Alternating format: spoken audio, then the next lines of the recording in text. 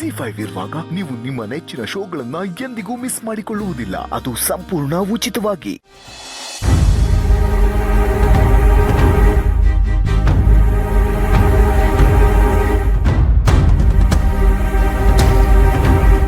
Sir, ಆಶೀರ್ವಾದ ಮಾಡಿ.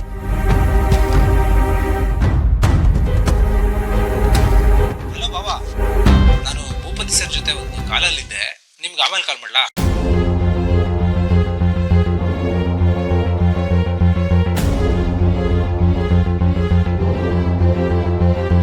ಏನಾಯ್ತು? ಏನ್ ಯೋಚನೆ ಮಾಡ್ತಿದ್ದೀರಾ? ಜೀವ ಬಗ್ಗೆ. ಆ ರಾಜೇಂದ್ರ ಭೂಪತಿ ಸರಿ ಇಲ್ಲ ಭೂಮಿಕಾ. ಅವನು ವಿಷದ ಹಾವು ಹಲ್ಲಲ್ಲಿ ಮಾತ್ರ ವಿಷ ಇರುತ್ತೆ, ಇವನು ಮೈಯಲ್ಲ ವಿಷ. ಈ ಜೀವ ಅವನ ಹತ್ರ ಹೇಗೆ ತಗಲಾಕೊಂಡ ನನ್ಗೆ ಅರ್ಥ ಆಗ್ತಾ ಇಲ್ಲ. ಆ ಭೂಪತಿ ಎಂತವನು ಅಂತ ಜೀವ ಗೊತ್ತಿಲ್ಲ.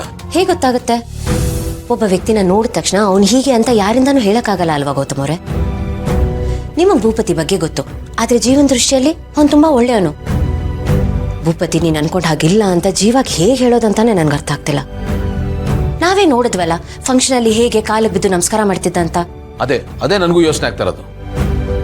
ಮುಂದೆ ಏನ್ ಪ್ಲಾನ್ ಮಾಡ್ಕೊಂಡಿದ್ದಾನೋ ಏನೋ. ಅವನು ಬಹಳ ಡೇಂಜರಸ್.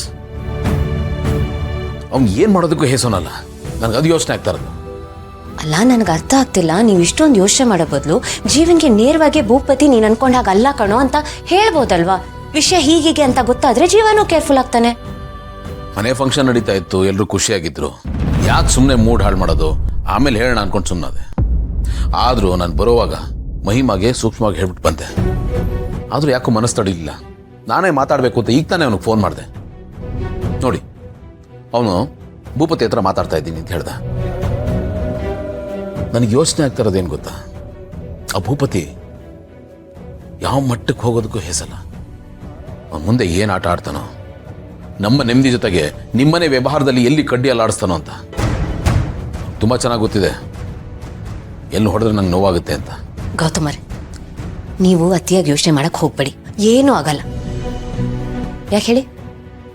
ಯಾಕಂದ್ರೆ ನಮ್ ಜೊತೆ ದ ಗ್ರೇಟ್ ಗೌತಮ್ ದಿವಾನ್ ಇದ್ದಾರೆ. ಏನ್ರಿ ನೀವು ಇಂಥ ಸೀರಿಯಸ್ ವಿಷಯ ಹೇಳ್ತಾ ಇದ್ದೀನಿ, ತಮಾಷೆ ಮಾಡ್ತಾ ಇದ್ರಲ್ಲ? ನಾನು ತಮಾಷೆ ಮಾಡ್ತಿಲ್ಲ, ನಾನು ಸೀರಿಯಸ್ ಆಗಿ ಹೇಳ್ತಿದ್ದೀನಿ. ನೀವೇನು, ನಿಮ್ ತಾಕತ್ತೇನು, ನೀವು ಮನ್ಸು ಮಾಡಿದ್ರೆ ಏನೆಲ್ಲ ಮಾಡಬಲ್ರಿ ಅನ್ನೋದು ನನಗೆ ಚೆನ್ನಾಗಿ ಗೊತ್ತು. ಆ ನಂಬಿಕೆ ಮೇಲೆ ಹೇಳ್ತಿದ್ದೀನಿ, ಯಾರಿಗೆ ಏನೂ ಆಗಲ್ಲ ಅಂತ. ಯಾಕಂದ್ರೆ ನಮ್ಗೆ ಯಾರಿಗಾದ್ರೂ ಏನಾದ್ರೂ ಆಗ್ಬೇಕಂದ್ರೆ ನಿಮ್ಮನ್ನ ದಾಟ್ ಬರಬೇಕು. ಅಂಡ್ ನೀವು ನಮ್ಮೆಲ್ರಿಗೆ ಚೈನಾ ವಾಲ್ ಇದ್ದ ಹಾಗೆ. ಸೊ ಏನೂ ಆಗಲ್ಲ, ನೀವು ಜಾಸ್ತಿ ಚಿಂತೆ ಮಾಡಬೇಡಿ.